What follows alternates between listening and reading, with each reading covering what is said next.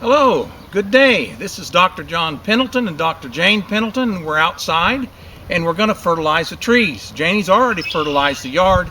She's going to tell you about how she did that. A lot of this you can do yourself. We have three different kinds of fertilizer stakes. We have evergreen stakes,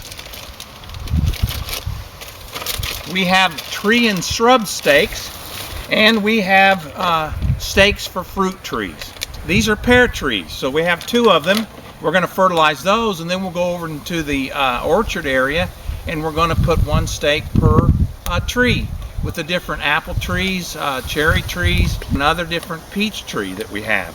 And we have about 9 trees there. We also have evergreens, and along the back row here are evergreens. We have a whole lot of evergreens. Janie will have to pan the yard, and we'll show you the different evergreen trees that we have. In addition to that, in the yard we have tree and shrub. So the basic oak tree, and we have birch trees, we have red buds, maples. We'll show you each tree as we kind of go throughout this video, but we're going to give them a little extra boost as far as things go this year. For our purposes, we put them down twice a year, once in the spring and once in the fall. So we don't use a whole lot of the stakes. They say put 4 per tree or this, that, and the other. We just put 1. So use your best judgment. If you want to, if you have less trees than we do and you want to give your trees a good start, you want to get some good soil that's has about 9 months of starter soil, and either for a tree or shrub. They're sold at different places for that purpose. But every year in the spring and in the fall, we put an extra fertilizer stake, and it just seems to help the trees green up, firm up, and it's really allowed them to grow much better. And there's some other things Janie's done as far as the trees go that we'll talk individually as we talk about the different ones we're fertilizing today. We'll be right back.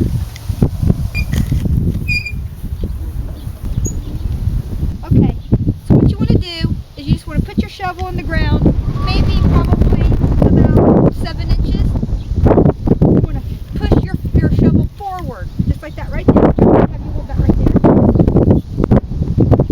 And you'll see down here at the base of the tree that we made a shovel-shaped divot. You want to take a hammer and very lightly tap, or a rubber mallet, and lightly tap those tree stakes inside and down into just below the ground level. And we're going to do this in what we call the drip line. Every year as a tree grows, the drip line of the tree actually grows out with it. This right is the drip line. And then I always come in about 4 inches from the farthest out point of the drip line. So this is the drip line. We come into about right here. Alright, so we're going to go ahead and put in a stake for you. Job's fertilizer stakes, and they will say right here that they are a special formula for loving evergreens, trees, and shrubs. Okay, so that's what we're going to be using now. All right, so what we're going to do here is you just want, it'll come with 1 cap, just like this right here, 1 cap. We're going to put that right here on top of here. We're going to take a rubber mallet then, and we're just going to lightly tap it. If you tap it too hard, you'll break these apart. Okay, and if it falls apart, and on the smaller trees, I just cut these in half. And then I will put the stake, this little top right here on each half, and then I'll just put a half a stake in the ground. But these will last till fall. So we only usually do 1. But if you have a really big tree, you can do 2 or 3 of these, okay? So come on, let's go ahead and put one of these in the ground for you. All right, and I'm just coming in the drip line just a little bit here. Now I'm going to hold this lightly with my hand, and he's going to pull the shovel out. There we go. Right. And you can see this is the basics, and then I came in about 4 or 5 inches. And now I'm just going to tap this in. Just lightly, you know, just take your time. Try not to shatter the top. Spring's a good time to do this because the ground is more moist, and it's a lot easier to dry these in the ground. But sometimes you might hit a root or something. And we're just going to pop that top here back off. See, it's alright if it breaks a little bit. And then John, I'm going to have John stand on that right there. There you go, and close that piece of ground back up so I don't hit that with the mower. And I just kind of hammer that on like that right there and kind of close that back up. That kind of keeps the grass from dying right there. Alright, And we're just going to do this to all the pine trees, all of our orchard trees, all of our bushes. All right, now again, we're doing the same thing, okay?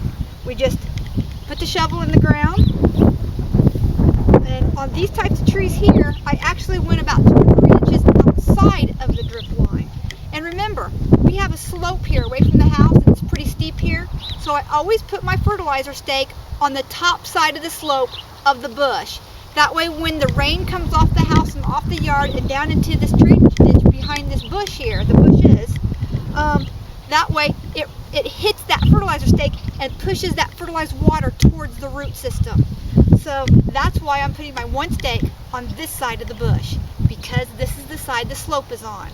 Again, the water flows this way and it pushes that fertilizer into the roots this direction. Thank you. Same thing. We're using our evergreen and bush and tree stakes.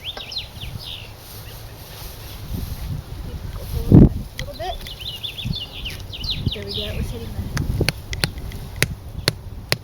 Okay, go ahead and pull out. There we go.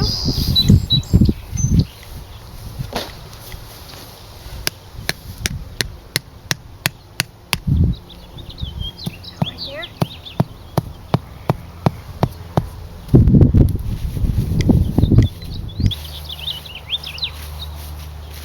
And every year we add mulch to the trees, and we're getting ready to do that as well. Look how good and lush these trees look. And when I planted these trees were this tall. And now they're, well, you can see they're taller than I am. Yeah, and when you plant a row of trees like this, we just brought in a trencher and we trenched this, and then that way we got a nice stand of trees. That way we didn't have to dig individual holes. I mean, we still hand planted them, but this made for a lot easier work on this number of bushes. And I'll come out here and I will show you.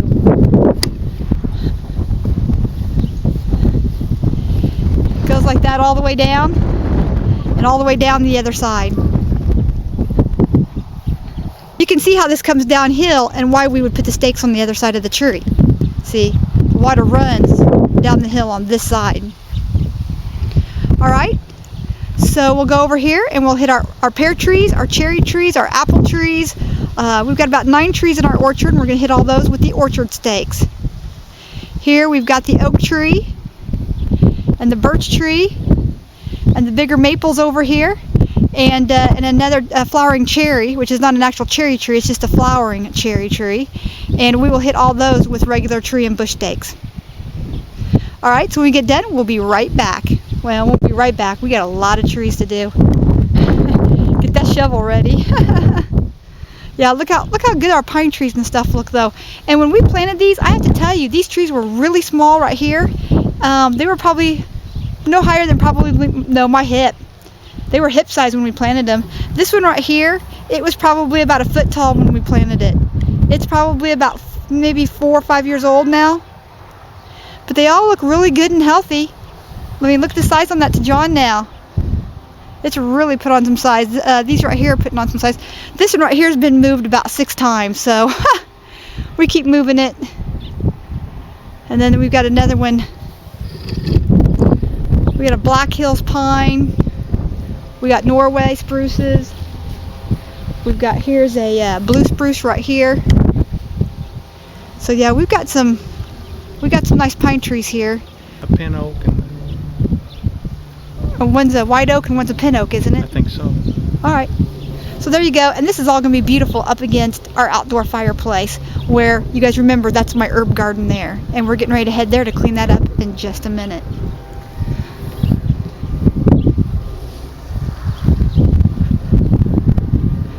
I'll show you. There's my oak tree. We got a lot of bushes here to do. A lot of bushes. We have a lot of landscape that John and I have done. Over there's the orchard by the greenhouse. Now we did have a tree spade come in and plant these 2 maples here, but John and I planted this maple on Jasmine's 16th birthday. She's now 22 this month. So that's how old that tree is. And it's already caught up with the big mature trees that we had planted with the tree spade. But other than these 2 trees right here at the tree spade and the 2 pines over by the office, the rest of these have been all hand planted by us.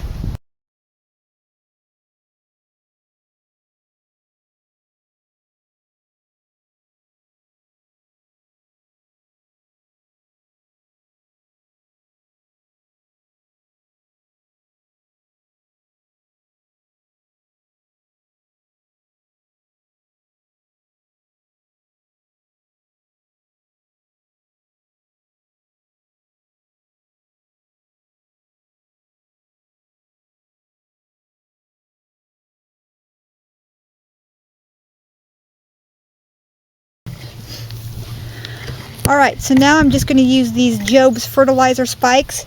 Look for the citrus fruit here, and this is for fruit and citrus. So apples, oranges, peaches, lemons, limes, any kind of lemon mire tree or key lime tree. Here we just noticed we have a peach tree that's got the blight. We're going to have to, if you know anything about orchard trees, can you tell me about this one? Tell me what I got here. And it looks like there's something right there. You go. See, what have I got there? But anyway, it's ruining my peach tree. This is just spring. The apple trees here look really good. This is a Jonathan apple. I'm sorry, that's a golden apple. This is a golden apple. And this right here is my Jonathan apple, I think, right here. It's looking good. Then here I have another peach tree, which is not affected by this blight. So this is obviously something that came from the nursery. But we do have a problem with apples. If you spray the apples just when the leaves are just starting to bud, then you will have a nice, hearty, healthy apple and fruit tree crop. So just right before the tree comes into buds, I mean, you don't even want to get a little leaf on there like that. You just want to start to bud in the spring. Or you start having problems like this right here. Now we'll have a little bit of that.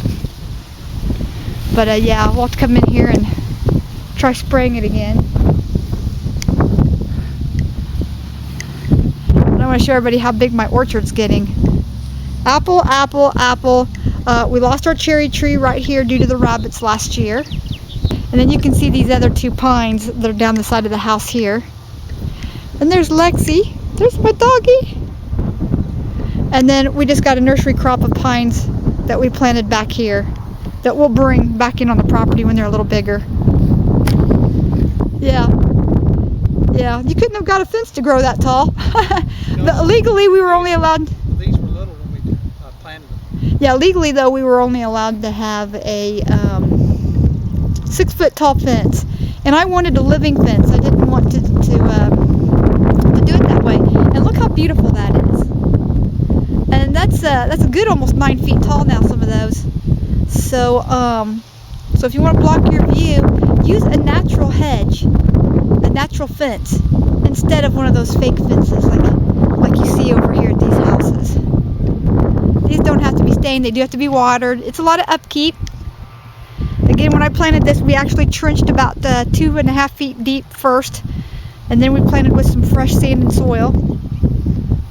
But look how healthy and good these look, and we fertilize them with these jojoba stakes twice a year, in the spring and in the fall.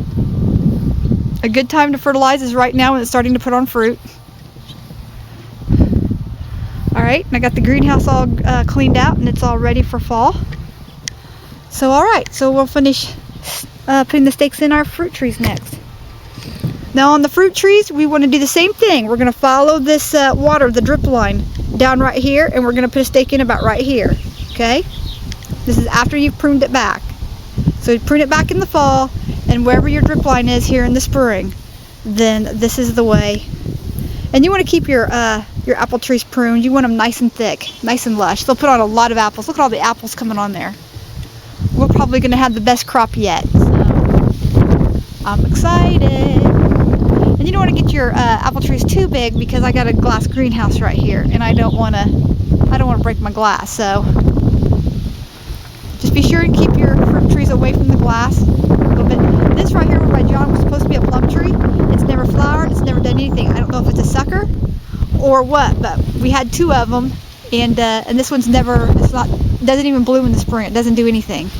So I think we bought the wrong kind of plum tree. I mean, I think it was mismarked at the thing. So if you know what kind of tree this is, I'll show you the leaf here.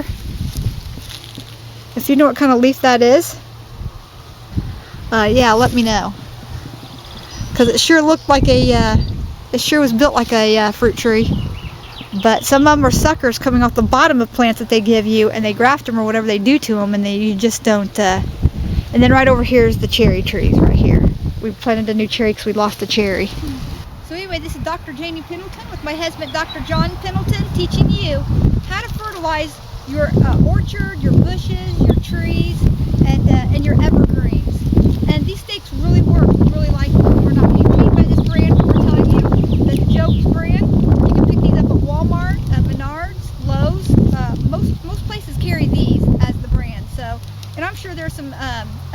them that aren't name brand, I'm sure they will work fine as well. But They've been very helpful, and I think they've given the trees a good start. all right, you can see the size chart here. All right, so be sure and stay tuned. We have a lot going on in the garden that we've only just began to live.